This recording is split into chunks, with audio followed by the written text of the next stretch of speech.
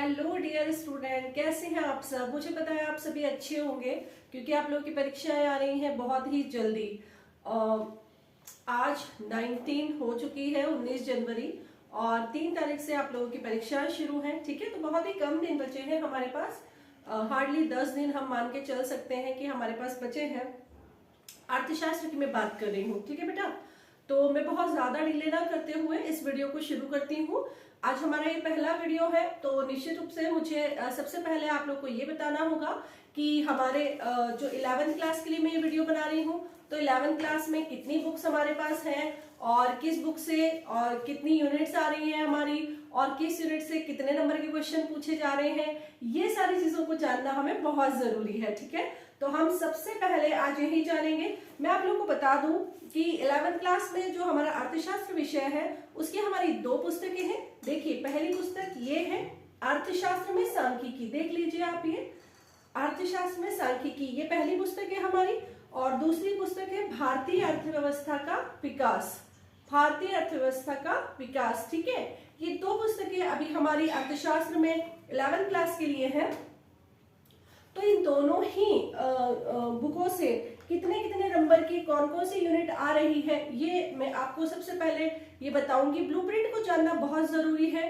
Blueprint आपके सभी के पास होना चाहिए। ये जो ब्लूप्रिंट मैं बता रही हूँ आज आप लोगों को, इसको आप अपने बुक के सामने भी लिख सकते हैं, और जहां भी आप पढ़ाई करते हैं, जो आपकी स्टडी टेबल है उसके सामने एक पेपर पे आप ये ब्लूप्रिंट लगा के जरूर रखें, ताकि आपको दिमाग में रहे कि किस यूनिट से कितने नंबर के क्वेश्चन आ रहे हैं और हमें उसे कितना टाइम देना है, कितना इंपॉर्टेंस देना है ना। ये सारी चीजें उसी पर डिपेंड करती हैं। तो सबसे पहले मैं ब्लूप्रिंट बता देती हूँ आप लोगों को। देखिए, अर्थशास्त्र में सांख्यिकी वाले विषय का बता रही हूं मैं सबसे पहले। तो अर्थशास्त्र में सांख्यिकी जो है वो हमारे टोटल 8 अध्याय यहाँ पे दे रखे हैं। कितने अध्याय दे रखे हैं? 8 अध्याय।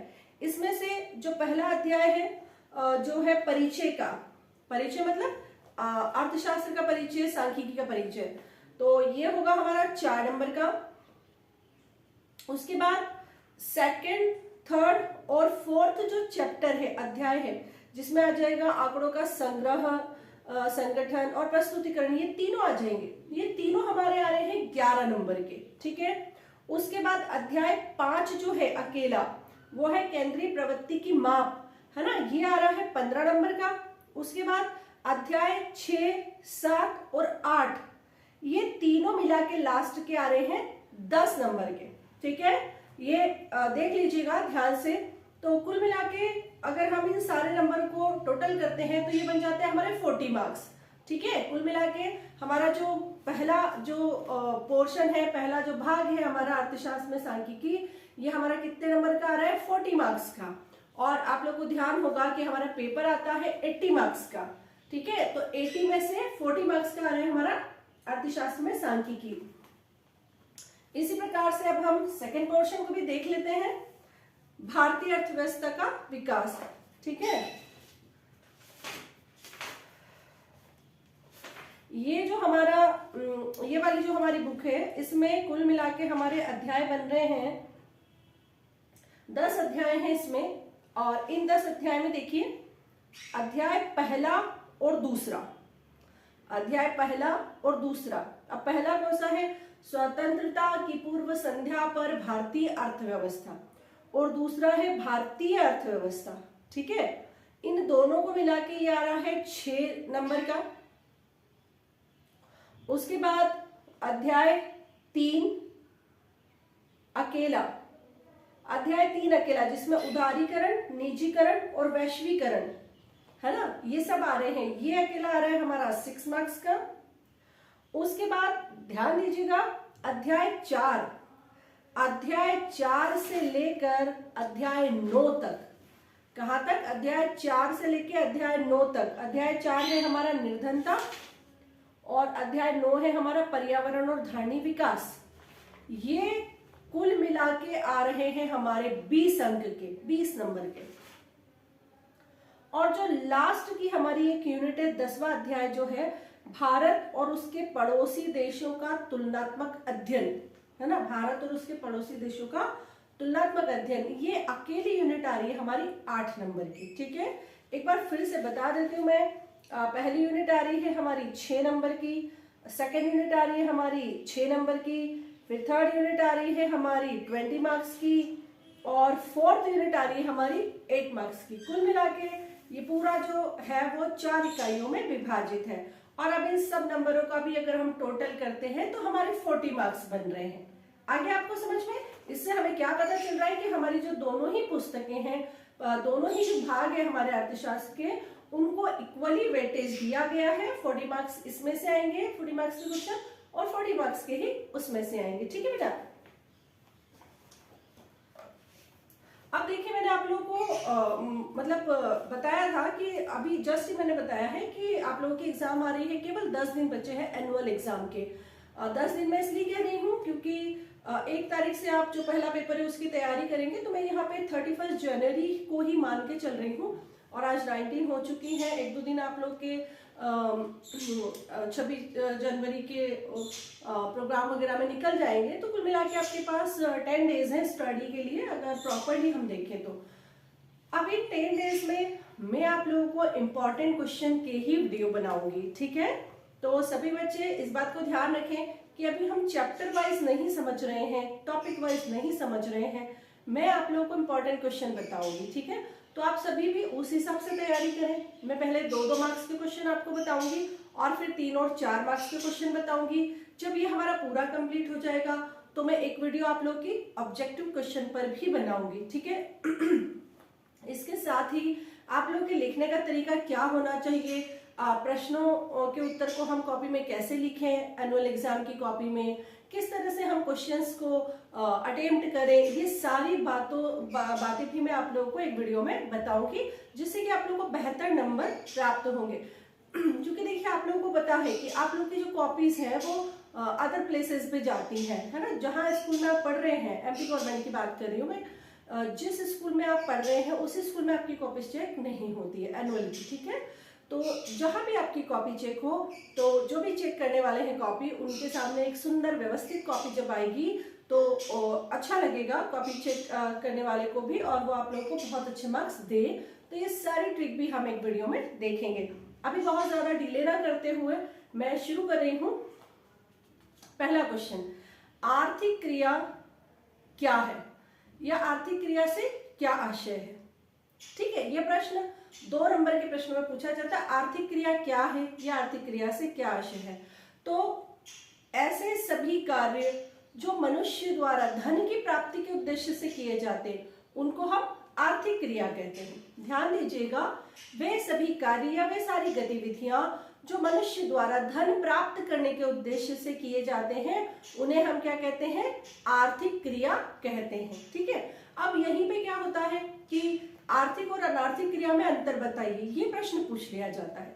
तो मैं यहीं पे आपको अनार्थिक क्रिया का अर्थ भी बता रही हूँ। ठीक है, कि ऐसा कार्य जिसके करने से किसी तरह के धन का सर्जन नहीं हो रहा है उसे हम अनार्थिक क्रिया कहेंगे। ठीक है, अब यहाँ पे अंतर देखिए आप कि आर्थिक क्रिया क्या है, अनार्थिक क्रिया क्या है, तो वो दोनों में आप डिफरेंस अच्छी तरह से समझ जाएंगे मेरे एक उदाहरण के माध्यम से।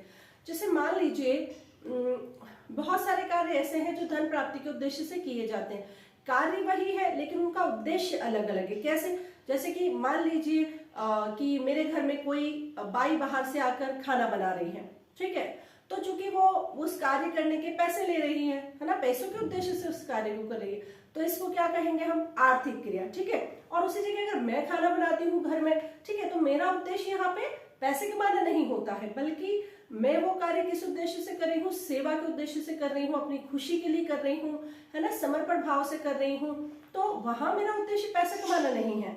तो ये क्रिया क्या हो जाएगी, अनार्थिक क्रिया हो जाएगी। ठीक है, इसमें धन का सर्जन नहीं हो रहा है, कार्य तो वही है, रोटी बनाना, है ना, लेकिन दोनों कार्यों का जो उद्देश्य है वो क्या हो गया, अलग अलग हो गया है। आगे बात समझ में, वेरी गुड। नेक्स्ट क्वेश्चन जो है वो है, ये क्वेश्चन एक्चुअली मुझे फर्स्ट में बताना चाहिए कि अर्थशास्त्र क्या है।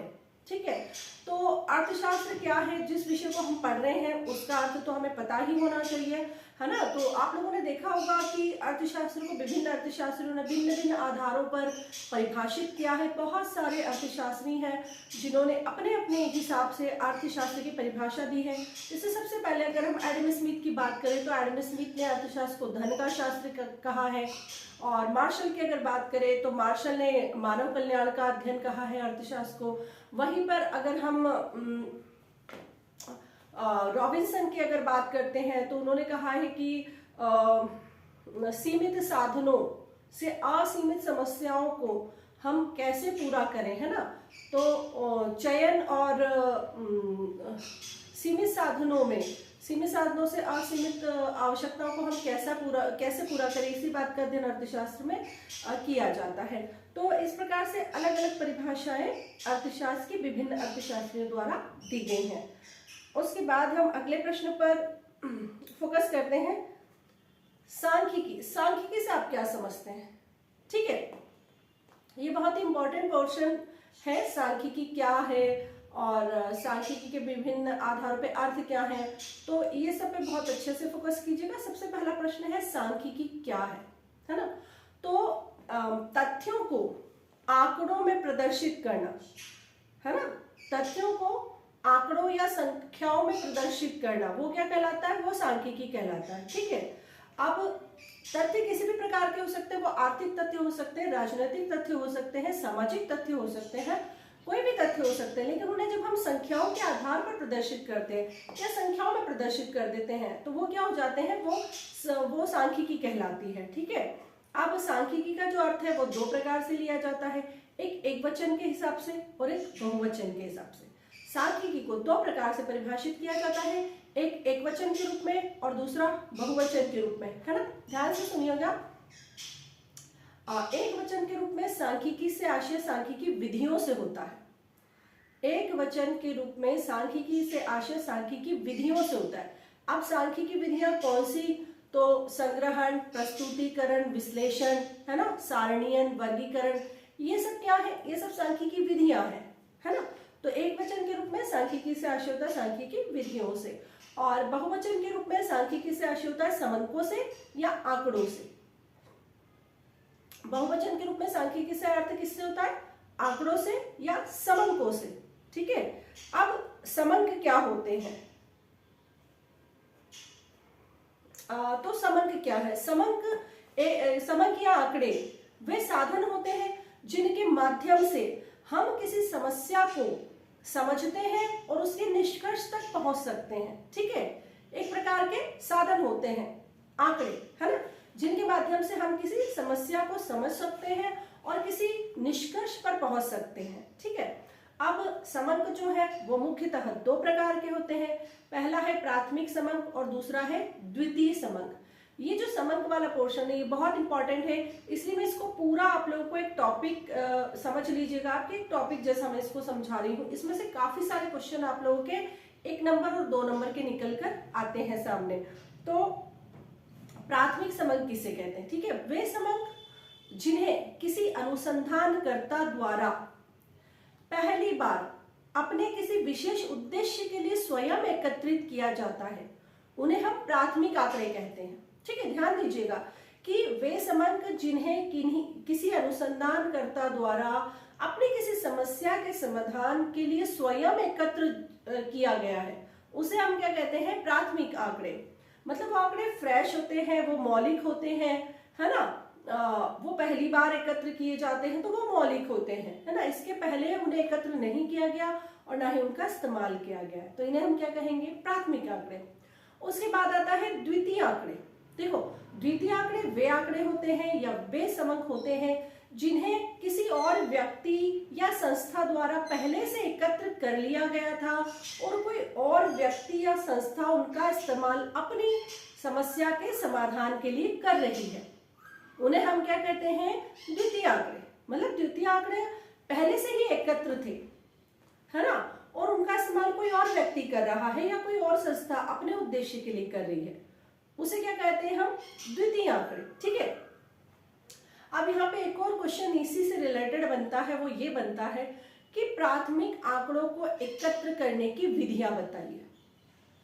प्राथमिक आंकड़ों को एकत्र करने की विधियां बताइए। मतलब किन किन विधियों के माध्यम से हम प्राथमिक आंकड़ों को कलेक्ट कर सकते हैं या एकत्र कर सकते हैं। तो देखिए, प्राथमिक आंकड़ों को एकत्र करने की सबसे पहली विधि है संगणना विधि, जिसे जनगणना विधि भी कहा जाता है। ठीक है, प्रश्नावली विधि हो सकती है ना। प्रश्नावली विधि, अनुसूची द्वारा आंकड़े एकत्र करना, ठीक है, और साक्षात्कार हो सकता है, साक्षात्कार मतलब इंटरव्यू। उसके बाद फिर टेलीफोन से भी हो सकता है साक्षात्कार। ठीक है, ये सारी विधियां होती हैं जिन विधियों के माध्यम से हम प्राथमिक आंकड़ों को एकत्र करते हैं। ठीक है, यहाँ पे एक बहुत ही बारीक चीज है, ये बारीक चीज आप लोग ध्यान रखिएगा।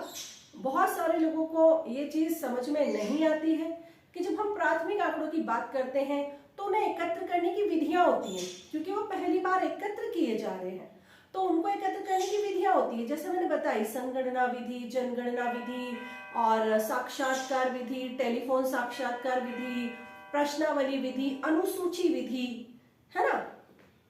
ये सब क्या है, प्राथमिक आंकड़ों को एकत्र करने की विधियां हैं। और जब हम द्वितीय आंकड़ों की बात करते हैं तो द्वितीय आंकड़ों को प्राप्त करने के स्रोत होते हैं। ध्यान रखिएगा, द्वितीय आंकड़ों को प्राप्त करने के क्या होते हैं, स्रोत होते हैं कि किस माध्यम से हम द्वितीय आंकड़ों को प्राप्त कर सकते हैं। क्योंकि द्वितीय आंकड़े पहले से एकत्र है, उनको एकत्र करने की विधि नहीं होगी। वो क्या होगा, उनको प्राप्त करने के स्रोत होंगे कि हम किस माध्यम से द्वितीय आंकड़ों को एकत्र करें। तो द्वितीय आंकड़ों को एकत्र करने के स्रोतों को दो भागों में बांट दिया गया है। पहला है प्रकाशित स्रोत और दूसरा है अप्रकाशित स्रोत। अब प्रकाशित और अप्रकाशित स्रोतों को आप यहाँ इस प्रकार से समझ सकते हैं कि प्रकाशित स्रोत, हाँ भाई ये आपको दिखाई दे रहा है, ये मेरा रूबी बच्चा है, ये देखो ऐसे ही घूमता रहेगा घर में, मेरे आसपास भी आएगा, डिस्टर्ब करेगा, सब करेगा, चिल्लाएगा भी सही अगर कोई गेट पे आएगा। ठीक है, तो ये वाला नॉइज जो है वो मेरे घर में चलता है। अभी इससे पहले आपको वीडियो में मिट्टू की भी आवाज आ रही होगी। हाँ, तो बस ये जो नॉइज है ये तो मेरे घर में चलता रहता है। हाँ, तो मैं बता रही थी कि द्वितीय आंकड़ों को प्राप्त करने के जो स्रोत हैं उन्हें दो भागों में बांटा गया है। एक है प्रकाशित स्रोत और दूसरा है अप्रकाशित स्रोत। अप्रकाशित स्रोत का मतलब क्या होता है कि जैसे कि जो आंकड़े हैं उन्हें हम विभिन्न माध्यमों से प्राप्त कर सकते हैं। जैसे कि न्यूज़पेपर में आप देखोगे जो न्यूज आती है वो भी एक प्रकार से आंकड़े होते हैं, और जो मैगजीन्स वगैरह होती हैं वो भी एक प्रकार का स्रोत होता है आंकड़ों को प्राप्त करने का। ठीक है, जैसे कि अब हमारा रिजर्व बैंक ऑफ इंडिया है ना, हमारा NSSO है, हमारा जो सर्वेक्षण संगठन है, ये सब विभिन्न समय समय पर विभिन्न प्रकार के जो आंकड़े हैं उनको एकत्र कराते हैं, और एकत्र करने के साथ साथ ये प्रकाशित भी करते हैं, है ना, न्यूज़पेपर्स में, मैगजीन्स आदि में। तो जब इस माध्यम से जब हम आंकड़े प्राप्त करते हैं तो उन्हें हम क्या कहते हैं, प्रकाशित आंकड़े। अब देखिए, अप्रकाशित आंकड़े वे आंकड़े होते हैं जो एकत्र तो किए जाते हैं, जो रखे हुए भी हैं, लेकिन उनका प्रकाशन कभी नहीं हुआ होगा, लेकिन वो होते हैं उपलब्ध। ठीक है, अब इसका बिल्कुल आपसे ही रिलेटेड एक उदाहरण मैं आपको बताऊं तो जो हमारा स्कूल होता है, स्कूल में आप लोगों को पता है कि क्लास टीचर आके सुबह आपकी अटेंडेंस लेती है। ठीक है, उसके बाद आपसे एक एडमिशन फॉर्म भरवाया जाता है जिसमें आपका आधार कार्ड, आपकी मार्कशीट, आपके फोटोज, आपके पापा का आय का प्रमाण पत्र, जाति का प्रमाण पत्र, ये सब चीजें लेकर फाइल किया जाता है। तो ये जो सारी चीजें हैं वो भी क्या है, आंकड़े हैं, उनको एकत्र करके रखा गया है, लेकिन वो कभी प्रकाशित नहीं हुए हैं। लेकिन अगर 10 साल बाद, 20 साल बाद भी अगर आपको इन आंकड़ों की जरूरत पड़ती है तो आप स्कूल से आके इनको ले सकते हैं, एकत्र कर सकते हैं, है ना, अपनी आवश्यकता अनुसार। तो इन आंकड़ों को इस प्रकार का उदाहरण मैं इसलिए दे रही हूँ क्योंकि आपको जल्दी समझ में आएगा। तो अप्रकाशित स्रोत ऐसे स्रोत जिनमें आंकड़े एकत्र तो रहते हैं लेकिन उन्हें प्रकाशित नहीं कराया गया है। चलिए, तो ये हमारे जो समंक है उसका अर्थ हो गया, समंक के प्रकार हो गए, प्राथमिक आंकड़े किसे कहते हैं, द्वितीय आंकड़े किसे कहते हैं, फिर प्राथमिक आंकड़ों को हम कैसे उनको प्राप्त करने की क्या क्या विधियां होती हैं, और द्वितीय आंकड़ों को प्राप्त करने की क्या क्या स्रोत होते हैं। इन सारे पोर्शन में आपका 1 नंबर, 2 नंबर, 3 नंबर और 4 नंबर तक के क्वेश्चन इस वाले पोर्शन से कवर हो गए। ठीक है, एक क्वेश्चन और इसी से रिलेटेड बनता है, वो ये है कि प्राथमिक आंकड़ों की विशेषताएं बताइए। प्राथमिक आंकड़ों की विशेषताएं बताइए। तो सबसे पहली चीज तो यह है कि प्राथमिक आंकड़े मौलिक होते हैं। मौलिक यानी कि वो फ्रेश होते हैं, उन्हें पहली बार किसी व्यक्ति द्वारा उसी समस्या के समाधान के लिए उन्हें एकत्र किया जाता है ना, तो मौलिक होते हैं। और दूसरा यह है कि इन आंकड़ों द्वारा निकाले गए जो निष्कर्ष रहते हैं वो सत्यता के अधिक करीब रहते हैं। ठीक है, ये इसकी विशेषता है। सत्यता के अधिक करीब कैसे रहते हैं, ये इनके गुण भी हो सकते हैं, विशेषताएं भी हो सकती हैं कि अब सत्यता के अधिक करीब क्यों रहते हैं, क्योंकि पर्टिकुलर उसी समस्या के उद्देश्य से आंकड़े एकत्र किए गए हैं, है ना, तो वो उनसे जो निष्कर्ष निकाले जाते हैं वो काफी हद तक मतलब सत्यता के करीब होते हैं। ठीक है, अब इसी प्रकार से द्वितीय आंकड़ों से संबंधित एक क्वेश्चन पूछा जाता है कि द्वितीय आंकड़ों के इस्तेमाल में रखी जाने वाली सावधानियां। प्रश्न सुनिएगा, द्वितीय आंकड़ों के इस्तेमाल में रखी जाने वाली सावधानियों को बताइए। तो आप देखिए, द्वितीय आंकड़ों को को उपयोग करने में हमें सावधानी क्यों रखनी पड़ती है, क्योंकि भाई वो पहले से कलेक्ट किए गए हैं, किसी और व्यक्ति द्वारा कलेक्ट किए गए हैं और हम उनका इस्तेमाल कर रहे हैं। ठीक है, तो इसमें बहुत सारी सावधानी रखनी पड़ती है। सबसे पहली चीज तो ये है कि ये देखा जाना चाहिए उन आंकड़ों को इस्तेमाल करने से पहले कि उन आंकड़ों को किस समय एकत्र किया गया था, उनका समय देखा जाना बहुत जरूरी है। क्योंकि अगर बहुत ज्यादा आंकड़े पुराने होंगे तो वो आंकड़े हो सकता है कि आज की समस्या के हिसाब से वो हमारे काम ना आए। तो पहली बात तो ये कि आंकड़े बहुत ज्यादा पुराने नहीं होने चाहिए, है ना, तो उनका समय देखा जाना चाहिए। सेकंड जो सावधानी हमको रखनी चाहिए वो ये रखनी चाहिए कि ये देखा जाना चाहिए कि वो जो आंकड़े एकत्र किए गए थे वो किस विधि द्वारा एकत्र किए गए थे। यहाँ पे जो विधि है आंकड़ों को एकत्र करने की वो बहुत महत्वपूर्ण होती है कि आपने किस विधि से उन आंकड़ों को एकत्र किया, क्योंकि विधियों के हिसाब से जो आंकड़े एकत्र किए जाते हैं उनमें शुद्धता जो होती है वो उस विधि के आधार पर उनमें शुद्धता पाई जाती है। ठीक है, अगर अच्छी विधि से आपने उनको एकत्र किया है तो आंकड़ों के शुद्ध होने की संभावना वो ज्यादा रहती है। तो ये सावधानी है जो यहाँ पे हमें रखनी चाहिए। ये लगभग 12-13 2 नंबर के क्वेश्चन हो चुके हैं। 2-3 प्रश्न मैं और बताऊंगी आप लोगों को, लगभग 15 से 18 क्वेश्चन इसमें मैं कवर करने की कोशिश करूंगी, क्योंकि वीडियो बहुत लंबा हो जाता है तो वो अपलोड नहीं हो पाता है ना। मैं छोटी छोटी वीडियोस आप लोग के लिए बनाऊंगी और कोशिश करूंगी कि इन 10 दिनों में हमारे जो सारे इंपॉर्टेंट क्वेश्चन है उनको मैं कवर कर दूं। ठीक है, अगला प्रश्न इसी से संबंधित आता है, आंकड़ों से संबंधित एक और महत्वपूर्ण प्रश्न है। ये मेरे ख्याल से आप लोगों ने 6 मई की परीक्षा में भी देखा होगा और पिछले साल के पेपर अगर हम देखेंगे तो उसमें भी हमें देखने को मिलेगा। वो है अपरिष्कृत आंकड़े क्या है। अपरिष्कृत आंकड़े क्या है, तो देखिए यहाँ पे परिष्कृत का अर्थ होता है शुद्ध या व्यवस्थित। ठीक है, अब अपरिष्कृत जो आंकड़े होते हैं वो बिल्कुल ऐसे होते हैं जैसे कबाड़ी की दुकान में कबाड़ का सामान पड़ा रहता है, बिल्कुल लाइक दैट होते हैं, है ना, कि जो कबाड़ी है वो सामान उसने एकत्र तो कर लिया और लाके उसको एक जगह उसने पटक दिया, तो अब उसमें उसको उनमें से अगर आपको कोई चीज ढूंढनी है तो आपको सर्च करना पड़ेगा, ढूंढना पड़ेगा, वो व्यवस्थित रूप से जमी हुई नहीं है ना।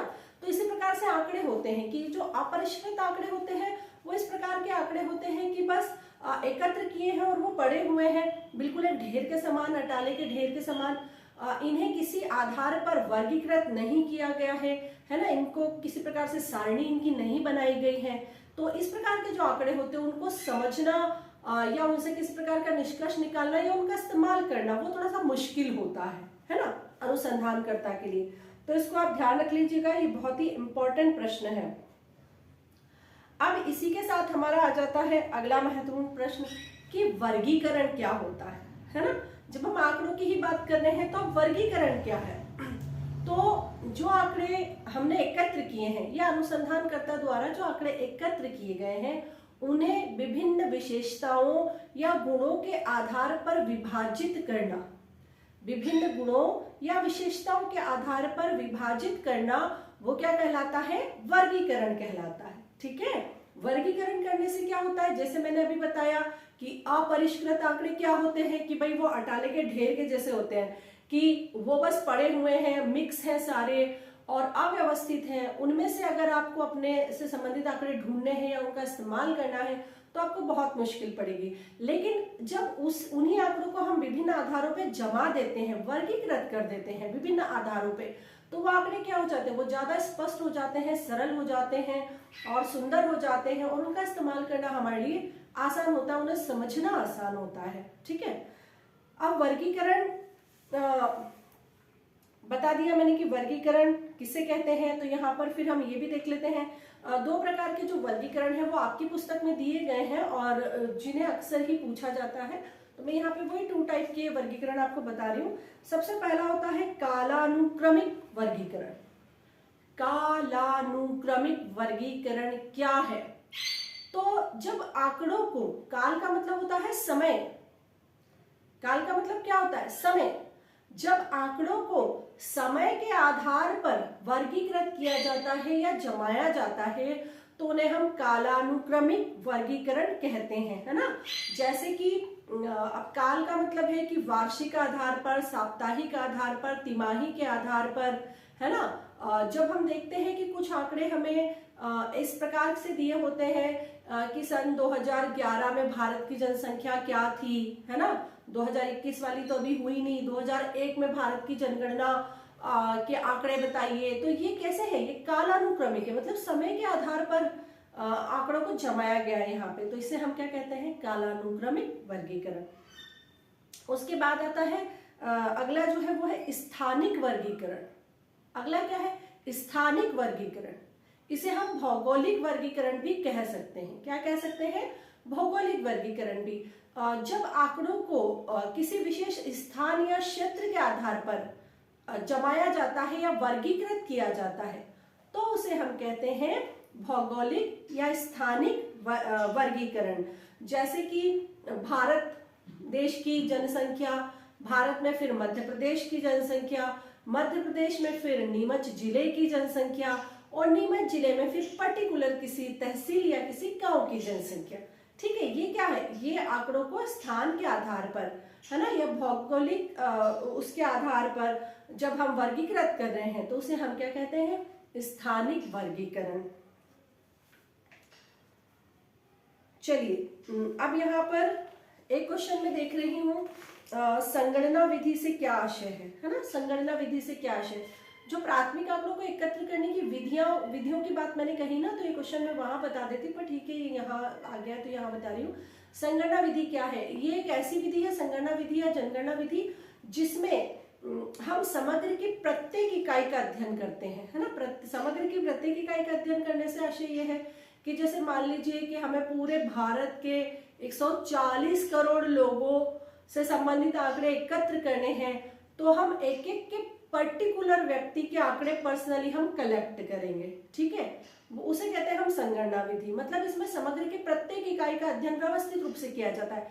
जैसे कि मान लीजिए आपकी क्लास में 40 बच्चे हैं और मुझे 40 बच्चों पर कोई रिसर्च करनी है या किसी समस्या का समाधान के लिए मुझे आंकड़े एकत्र करने हैं, तो मैं हर बच्चे का पर्टिकुलर का अध्ययन करूंगी, पर्टिकुलर से बात करूंगी या उससे संबंधित आंकड़ों को मैं एकत्र करूंगी।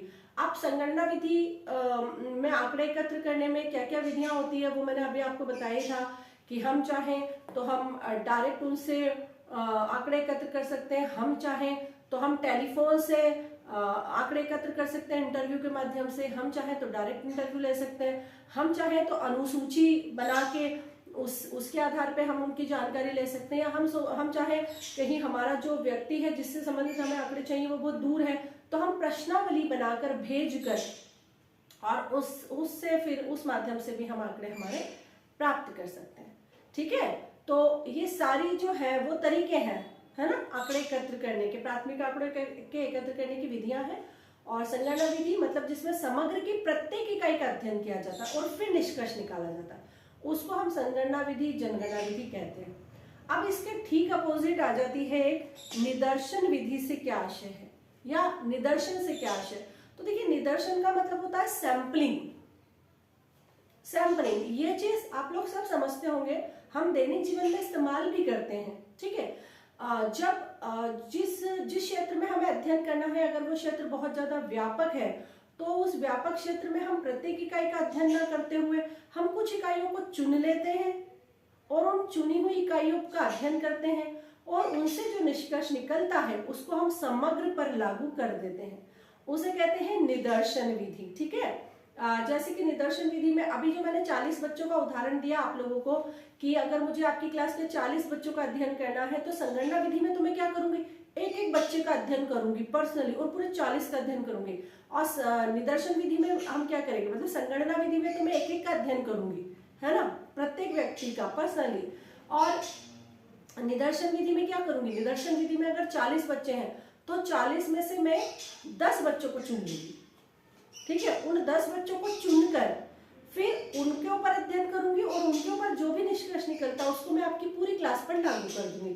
इसको कहते हैं निदर्शन विधि। ठीक है, अब निदर्शन विधि से संबंधित यहाँ पे और भी बहुत सारे क्वेश्चन आते हैं कि निदर्शन विधि क्या है और सैम्पलिंग के तरीके क्या क्या होते हैं, है ना। तो इन सबको हम अगली वीडियो में करेंगे, क्योंकि बस आज अभी के लिए मैं ये 17-18 क्वेश्चन लगभग 2 नंबर वाले मेरे हो चुके हैं।